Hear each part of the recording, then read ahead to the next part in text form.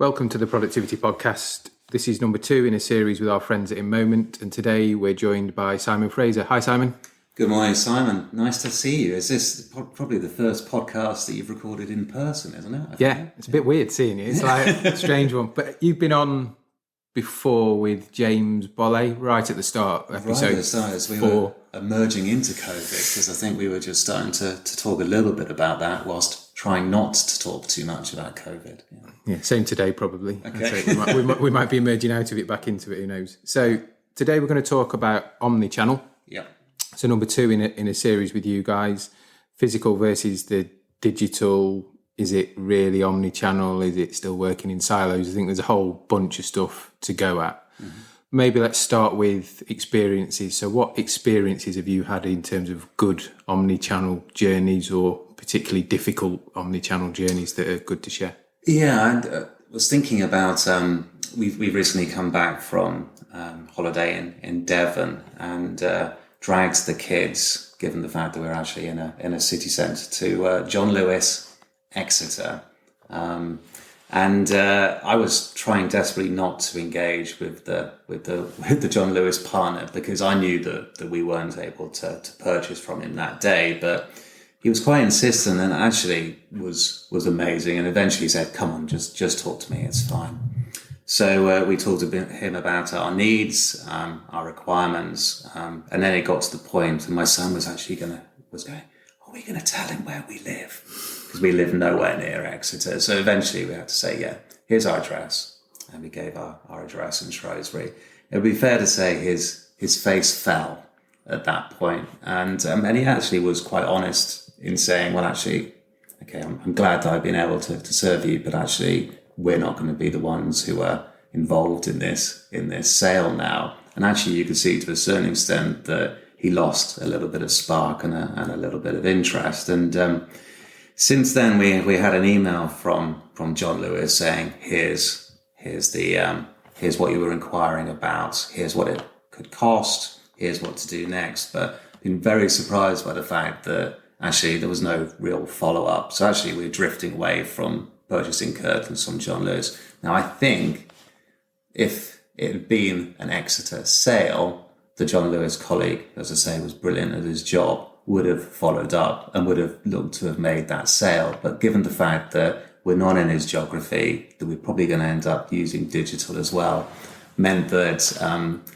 there's a real drop in experience. So what was interesting is that there was a supervisor in PPE near where our initial interaction was taking place. And she was going, it doesn't really matter. We're all partners. It's all good. It's all good for the partnership wherever you purchase. But actually, that isn't how most people are typically motivated. We are thinking about what we're responsible for and what we're accountable for. And many businesses are still struggling with that, where there's this digital, physical contact center, and even third-party splits as well. And we'll probably come on to that, because that's very much an emerging trend around businesses having to not only use their own resources, but tapping into others, particularly around delivery and things like that. So, yeah, omnichannel is an interesting one, because from a customer's perspective, they're only thinking about what they're trying to achieve. They don't care about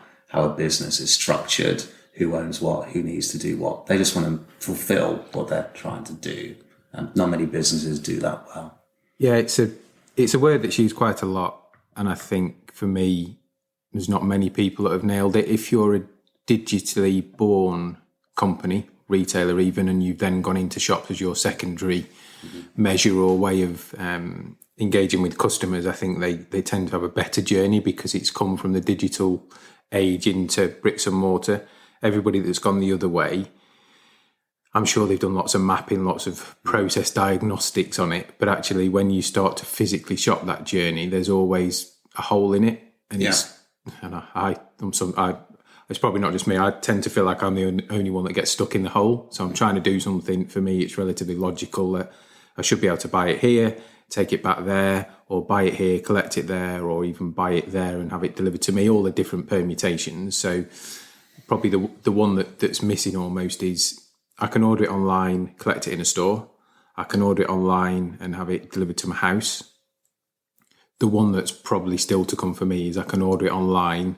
If I don't like it, have it collected from my house. eBay do that. You can book it through their network, but actually everybody else, you've got to go down the post office and stand in the queue, or you've got to go back to the physical store, and some take it, some don't. Some are really clear of you can't return this to a physical store if you've bought it online.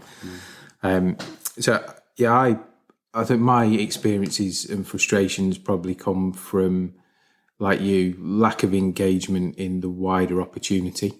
So I think some of that from my store days is born out of, and it is a while ago, so all this stuff was in its infancy then, is the silo, and I could refer to it probably quite a lot in this context of omnichannel, those silos of, if I'm running a store or in bricks and mortar, where do my rewards or motivations come from? Typically a sales budget, maybe a customer experience score, maybe some other KPIs on stock loss and those metrics. But sales would be those credits of things that have gone through my physical till, not necessarily what's been bought in my postcode area or my catchment area for my store online maybe. And I know, again, some of the digitally native retailers work in that method of the sale is what's been bought in my postcode catchment area. Because actually, like you say, the John Lewis example is interesting and disappointing in some ways. In other ways, he's good because at least the supervisor recognised there was a bigger picture at play. Yeah. And in future world, future climate, that bigger picture is probably never going to be more important. Of wherever the pound comes from doesn't matter, because it goes into the company pot. And actually, at some point, we'll all be rewarded, or we'll all be able to keep our jobs. And particularly from a partner's point of view at John Lewis. Actually, I know in the session with Derek, you were talking about customer expectations. Well, as someone in this industry, I've always been brought up to understand how John Lewis, I'm sorry if John Lewis will listen, that actually one of the first things that they did in this digital world, or they're real pioneers in it, was to your point around the fact that if you're purchasing in the catchment of a store, that store still benefited. Yep. I think it was the fact that I was in the southwest and I live in a more northerly area showed how it was not exactly, it was a bit broken in terms of a scheme at that stage.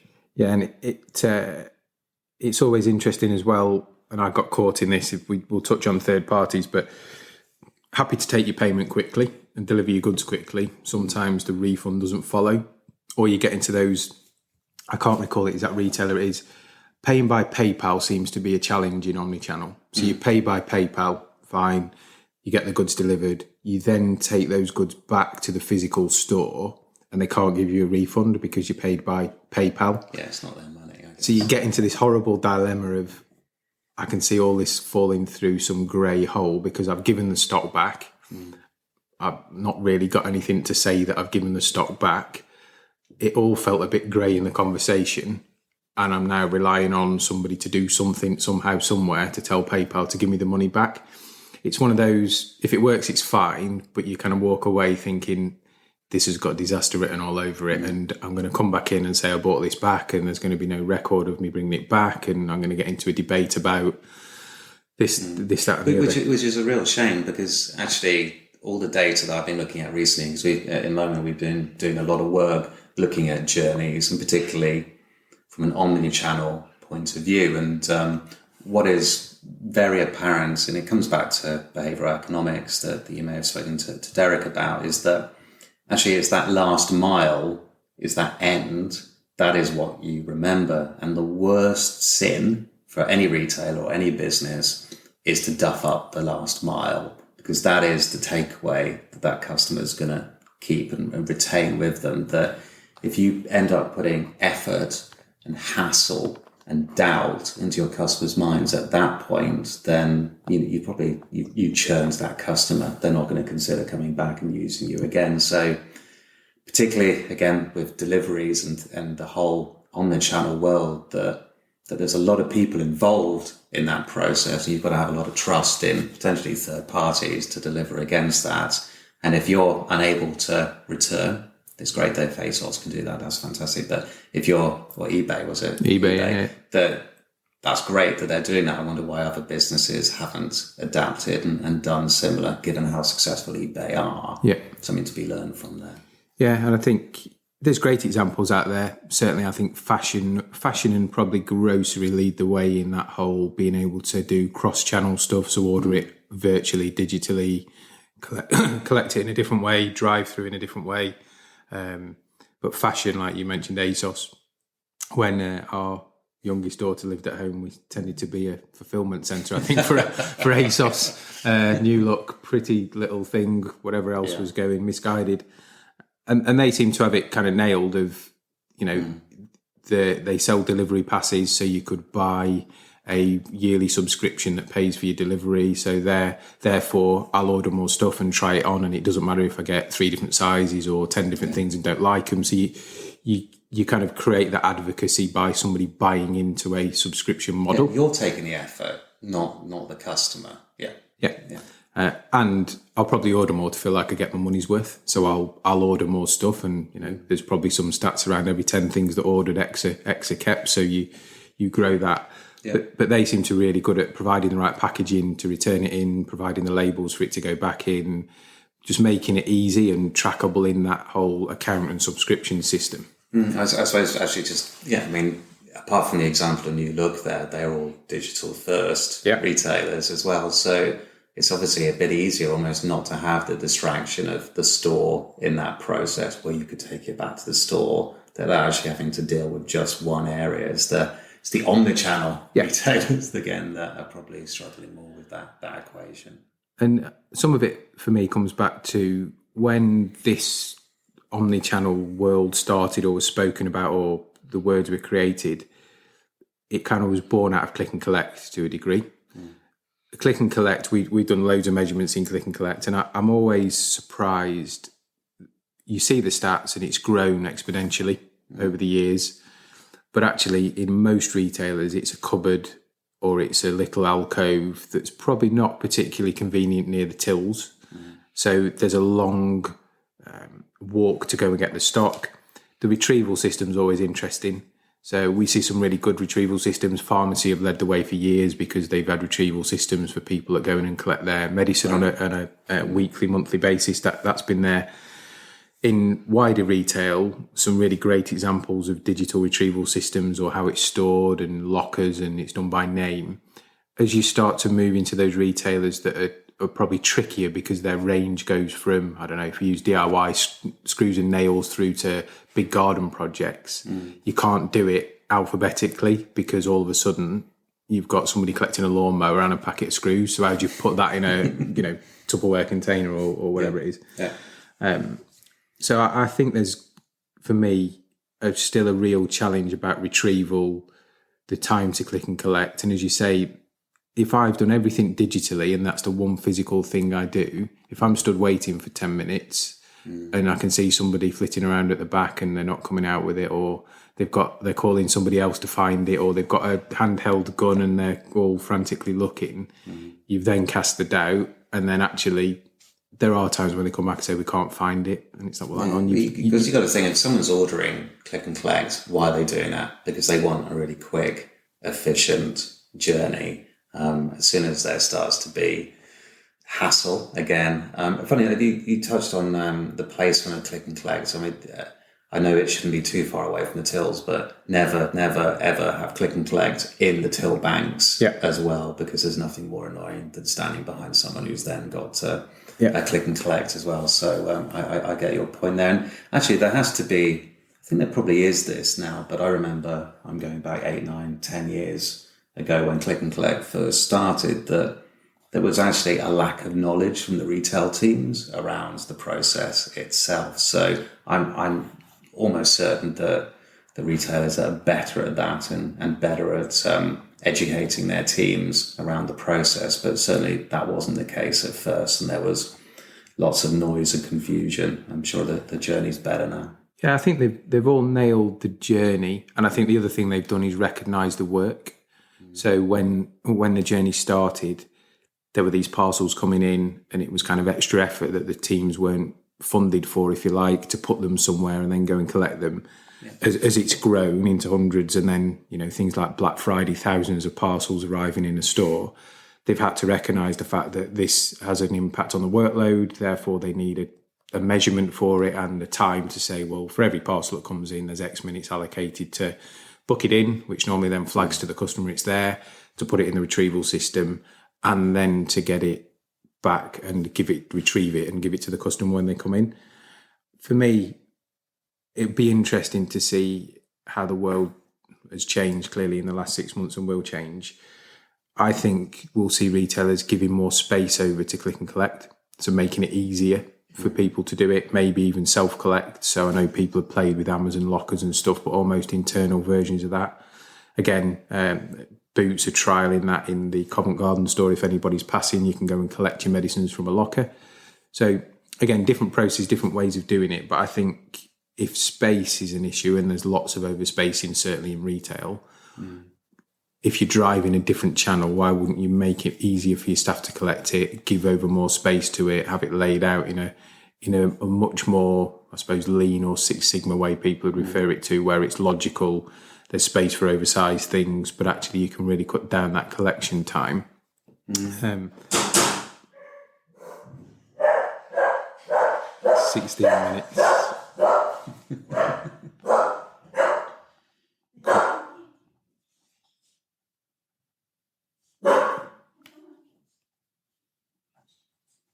Who is it? There we go. So can I add something on that then? Yeah, go on. So the topic that should not be named, C19. I was actually listening to a podcast yesterday where apparently on YouTube that businesses are being demonetized, or YouTubers are being demonetized if they use the COVID words. That actually it's. But I am going to talk briefly about that. Then go on. Thinking around Omnichannel, obviously we've seen some adaptations of the rise of curbside pickups, for example, where actually you're coming to store, but you're not physically coming into store. I imagine, given the fact that to a certain extent we've had some normality, there's the risk of moving back at some stage potentially.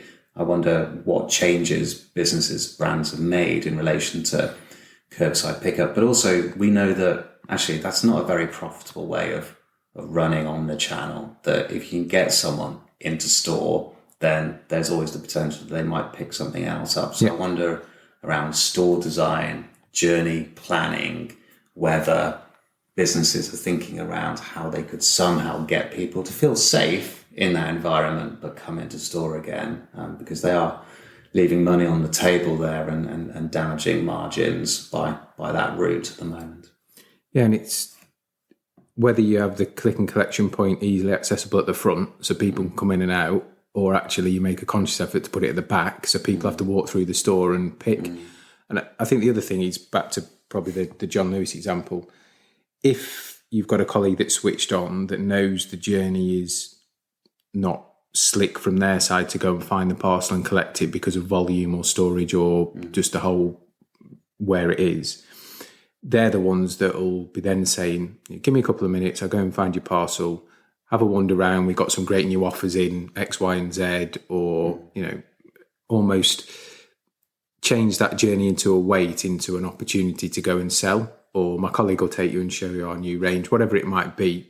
That exists now, and I see some great examples in shops where the colleagues are switched on and they do that, through to others where it's you've got all of a sudden 3 people stood waiting.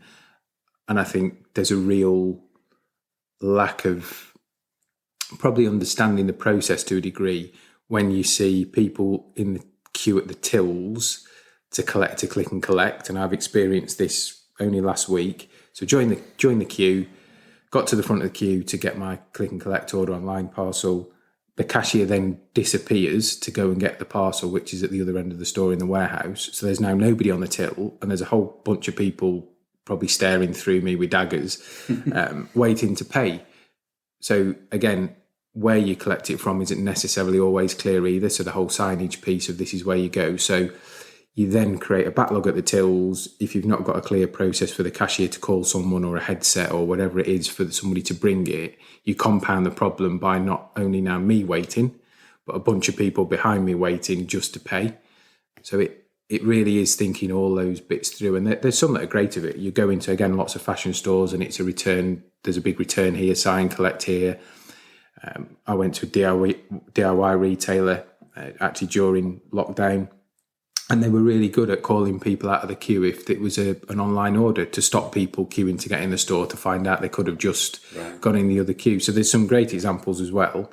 Unfortunately, there's probably more poor experiences at the moment still than good ones. And also poor experiences are the ones that we tend to remember as well. Absolutely. Glass half empty, glass half full. Not our Simon, but there's probably a whole podcast to be done on retailers and other sectors, those who are great at reframing problems. And actually that waiting time is a really good example of actually you can turn that dead time into a positive opportunity through lots of different techniques. So again, I'm hoping that businesses, and I know businesses, are using this time now to maybe consider some of the things over the past few months, thinking how they can reframe it to the benefit of their customers, but also their business as well. Yeah, if the challenge is going to be getting people physically into a store, click and collecting parcels is a godsend. So once they're in there, how do you reward them via the apps you've got digitally? Do you ping them an offer as they come in, or on the click and collect parcel, is there an offer, a one-time offer while they're in store that day? There's a whole bunch of stuff I'm sure that people are thinking about and clearly doing. But yeah, if the challenge is getting people in, maybe actually thinking about it, you don't want to make the journey shorter because they'll be in and out. It's maximising the time that you've got while you retrieve the parcel to get them to have a look around and buy something else, or making sure you've got some interesting stuff in the vicinity of where you collect those parcels from, assuming it's not the main till bank. But all this plays back to some other stuff we were talking about, third parties. So, and I hadn't really seen this as a third party, but I'll tell the story and you kind of made me think of it as a third party. So booked a hotel through hotels.com. Seemed fairly simple, done it 1,000 times before. Booked it, paid for it, got all the confirmation, sent it off to the team who were staying away in London. 25 minutes later, get a phone call from a number I didn't know, and it's the hotel. We need you to cancel your hotel through hotels.com because we're not open. So it's kind of okay, but you were there on the site. I put the dates in, it was quite clear. You've got a price, you've taken the payment. No, we're not open, sorry, cancel it. So then I have to go back onto hotels.com, cancel it. So the money's gone out, the money comes back in, which is fine, but you get that. They're always quicker to take the money than they are to refund it, as ever, which is what it is. But then the bit that was interesting for me was I carried on getting the emails to say, I hope you're looking forward to the stay. Not long now till you check in. Rate us with the smiley faces on the check-in journey at this hotel. And then when the date has passed that they were supposed to check out, tell us how your stay was. So I thought it was interesting on 2 points. One, there was clearly the broken journey of why let me book a hotel that's not open. Don't understand that. But two, actually, once it's cancelled, you're then getting all the follow-up points, which just become a bit of an annoyance. It was quite funny in the end because it's kind of like, well, I could have rated it very well or not. I just deleted it. But clearly, there's not. You could argue that the booking journey was great. Except there was nothing to book. Yeah, the booking journey was brilliant. Taking the payment was fine. The bizarre reality of we're not open was just a bit of a curveball, really. But that's interesting because that comes back to your point about third parties. So it's broken somewhere in between the third party and the owner of the availability, or however you want to class it for hotels. Here's a question. I mean, who do you blame? Who, when you're thinking about that, is it everyone though? Isn't it? It's. In terms of your impression or having uncertainty about doing that again, it is lots of people affected by that, I guess. Yeah, I suppose I blame the hotel because it's for them to tell the third party they're not open, was my impression. That was the question I asked was, well, that's fine, but surely you're going to get loads of people booking and have this problem over and over again. And it's money out, money in, time and effort on their part to keep calling people. I mean, they even sent me an email saying, due to COVID-19, our restaurant's not open, so just be aware on your stay that we won't be providing any food.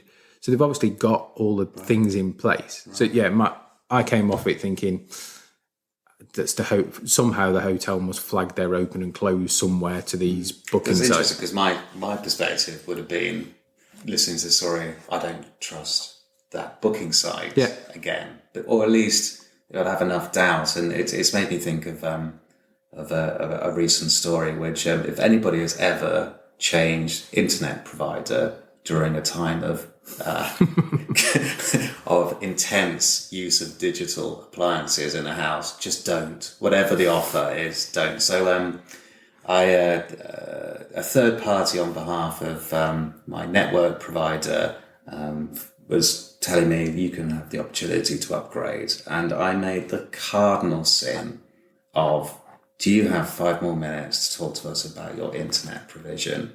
And as it happened, I did have 5 minutes. It took 25 minutes, but that isn't the issue. So I agreed to switch from BT to this other company.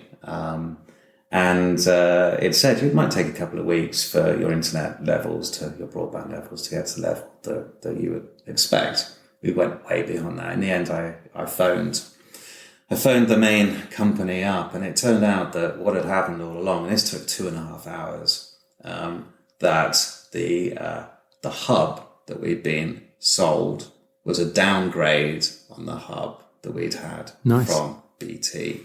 So they were saying, well, it's kind of their fault, is the people who were selling on their behalf. But actually, it doesn't really matter to me. As soon as I get the opportunity to leave that deal, I will do. So again, you've got to ensure that people who are selling your products and services are doing that in a normal way. It comes back again to perhaps how that person might have been incentivized. Yep, I suspect so. And not being clear. They were saying, we can go and listen to the call that you had, so we can do that. But actually, if you're wanting to leave us now, it'll take you 10 days to get reconnected to someone else. Or we can wait 10 days and then you're going to have to come and claim the money that you're going to be penalised. So just a really good example, a really bad example of not being joined up. And I am going to sound like a grumpy old man here, but I am going to just very quickly share one last story, because we've obviously quite rightly been talking about digital to physical, but it's also digital to contact centre and care services as well. So we'd ordered some wetsuits. We'd been told, everything's fine. Then we get a message 2 days before the delivery saying that 2 of the items are out of stock. What do we want to do? The only way to correspond back to that company was via email. And it said, you might have to wait 24 hours for it to come back. So it was basically hoping they would say, they're not in stock, but these are. But there was none of that. There was no disconnect, a complete disconnect. So we ended up having to cancel the whole order. They lost £100. We lost a sense of warmth in the city around Devon. It would be fair to say. We're the only family not in wetsuits in the southwest of England this summer. So again, you've got to, in an omnichannel world, you've got to make it easy and convenient for your customers to be able to connect, communicate, talk to you if that's what they're wanting to do. There are many examples of businesses that are still putting blocks up for people to be able to very quickly resolve those types of issues. And you'd have probably bought maybe the next wetsuit up because it was a distressed purchase. If they'd have said, we haven't got this one, here's the next one up, it's, 5 million instead of 4 million, it's another 30 quid, you'd have probably just gone, well, I need it. Yeah. I'll have it. Yeah. So a complete, lack of, I guess, entrepreneurialism, it felt like, to lose out on that sale. Well, it's interesting, and we'll cover it in this one, but that kind of leads us on to inventory. Yeah. So open inventory, a thing that certainly a lot of retailers we work with are striving for. I think some are there or have mechanisms to do it. Clearly, if you're in a world where you're going to publish your inventory, and I think there's lots that do it really well. Certainly the likes of Screwfix, Toolstation, Argos have that model of counter, if you like. So the stock's behind and the stock's picked, and for years they've published digitally. You can go online to any of those three today. We could look for something. They tell us how many they've got in stock. locally based on our postcode. If they've not got it in our one that's the nearest, they'll say there's potentially one here, here, and here, or they'll offer you the opportunity to have it delivered. So they've really nailed that inventory piece, and I think they've been able to do it because they've got one thing which most other retailers don't have. They've got the ability to segment their stock from customers. Right. So it's behind the counter. Yeah. They can count it in, they can count it out. They reduce all the risks of somebody putting it in the wrong place because the way they merchandise it into bays and location sequences. Theft from general public is a big one, which can change your stock numbers. And because they've got it behind the counter, if you like, they do lots more stock takes. So they're forever keeping that stock far more accurate, rather than maybe lots of retailers have a perpetual inventory they count over the course of a year, or they'll have points in the year when they do one big stock take and reset the stock, and then it kind of drifts from there. But in a world we've just talked about of omnichannel, open inventory's probably never been more important, because people are going to want to know, is it in stock? Can I order it? What are my options for delivery, collection? Can I walk in and just go pick it off the shelf? So, particularly at a time of fewer visits, we are less likely to be going to make those type of shopping decisions. So if we are going out to do that, then we really need to be, it needs to be concrete, the fact that we're able to get the products that we're going out to get. Yeah. And I think the supermarkets are smart, because clearly there's been lots of online shopping or click and collect orders, home delivery, and their fallback position is substitutions. Yep. So, I don't know, I'll make it up. I order mozzarella cheese and I want this one, but actually you've not got any. So do you want the substitution, yes or no? And you can turn it on and off. In a world of vast range, where our local Sainsbury's, you'll know the one, has probably 30 tomato ketchups on the aisle. It's easy to substitute up and down. In a world of fashion or specialism, so again, DIY, it's very difficult to substitute, I don't know, the new Paul Smith t-shirt with the zebra on for the grey one for the white one. Could you materially change it? And it's probably much harder to automate that as well from a fashion perspective. The coding might say this is very similar to this, but it completely and it's back to taste is probably a bad word on the supermarket front, but mozzarella's mozzarella. You'll get better ones or not, but ultimately it's still mozzarella. A white t-shirt isn't a grey t-shirt, and you may have chosen grey for a specific reason. Yeah. So have you got any things to share in terms of open inventory? Have you guys been looking at anything in that, or do you get any particular themes or feedback that comes through? I actually think it's an untapped opportunity, and it came up in a conversation we were having with clients around, again, given the pandemic and given the fact that a lot of purchases were being made, certainly in the early days, at a distress level, that to actually, if you could offer a service that said, yes, you can definitely get this range of products, then people would probably take that opportunity. You may argue that click and collect provides that opportunity, and I wouldn't be surprised at all if many businesses are looking at more ways of doing that in the future, who haven't been offering click and collect before. So I think I'd say at the moment it's untapped. But I liked something that I like lots of what you were saying there. So thank you. There is always a human element, isn't there, in terms of inventory or in fact any process. And you can only be as good as the processes and the people within your business to be able to deliver that. And I'm going to go slightly on a tangent. You won't be surprised to know, but I went to a dentist yesterday, and the whole process was that you get to the door, you have to telephone a telephone number, and they'll say... I'm sure this was a dentist. It's getting a bit dark. It was down a dark alley, so it said, go phone this number. He said, right, go back to your car and we'll phone you when we're ready. So I ended up actually getting a phone call from the dental hygienist saying, are you here? I said, yes, no, I'm here. I've just told reception. So she said, okay, come in, go through reception, and I'll wait for you in the corridor. So I went to reception. They wouldn't open the door for me. They said, no, you've got to stand there And I said, well, I was told to come in. They said, no, stand there. So in the end, the hygienist came to me and she said, it hadn't been flagged in the system that you'd come into the building. So actually, there aren't only so many moving parts in this, but it was complete confusion. I'm sure they have some sort of process, but it's the fact that humans were involved in it. My worry about making commitments around open inventory does come back to the fact that there can be errors. And even in a digital world, there's a comment that's always stuck in my head. One of the favourite brands I've ever worked with, for many reasons, was Agent Provocateur. And when they used to run sales on their digital site, it was just mayhem, because there were so many people looking to go and get that special thing at that special price that it was really hard for them to manage.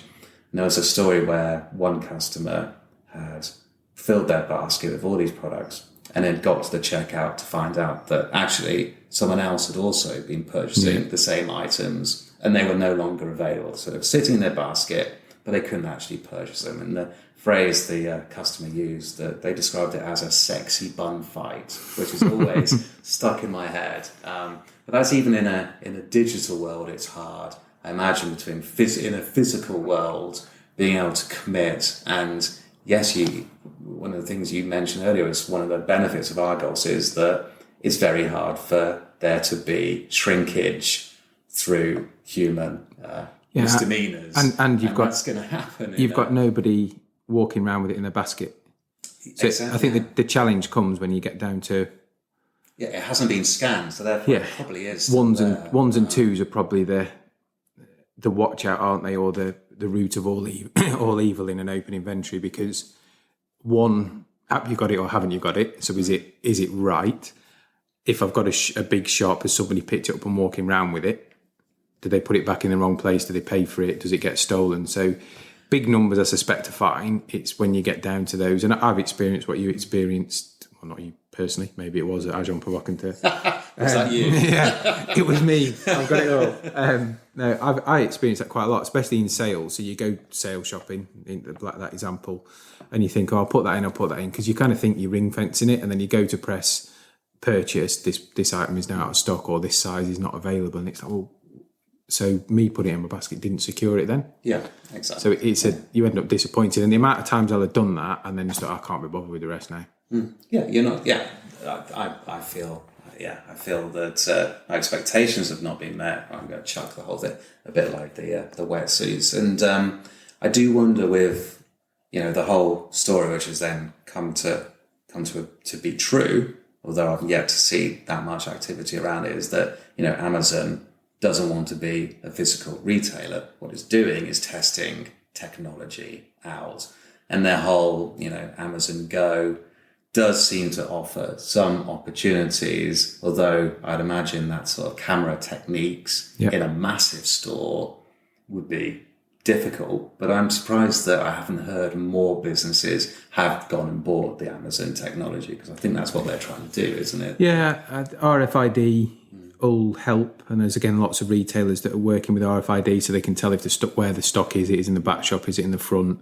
Again, if you think maybe the next generation of that, could they tell where the physical product is in real time? So it's in a basket walking around the store, it's on shelf 13, or it's in back stock aisle 27, without having to scan it, which would help. Clearly there's a cost in tagging the stuff and then the tech. It'd be interesting. Or does it lend itself more to the fact of the higher up the market you go, so high-end fashion, almost open inventory becomes a way of personal shopping?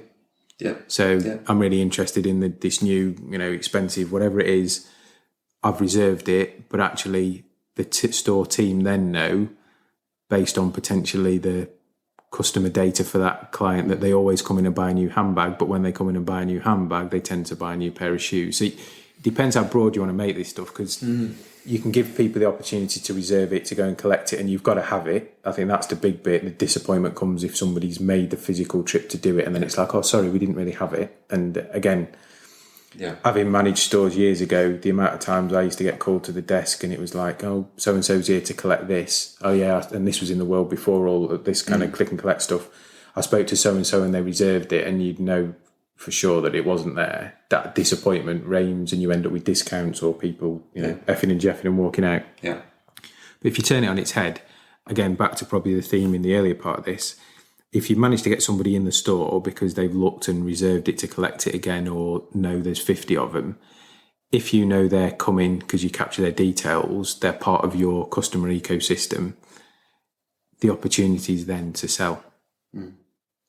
Depending on what data you can present to the colleagues. And the higher up the chain of fashion you go, or furniture or whatever it is, the data will be spiky because clearly people don't shop as much, but actually you'd have thought there's some richness in every time this person visits. They don't just walk in and buy this. So your opportunity is X, Y, and Z.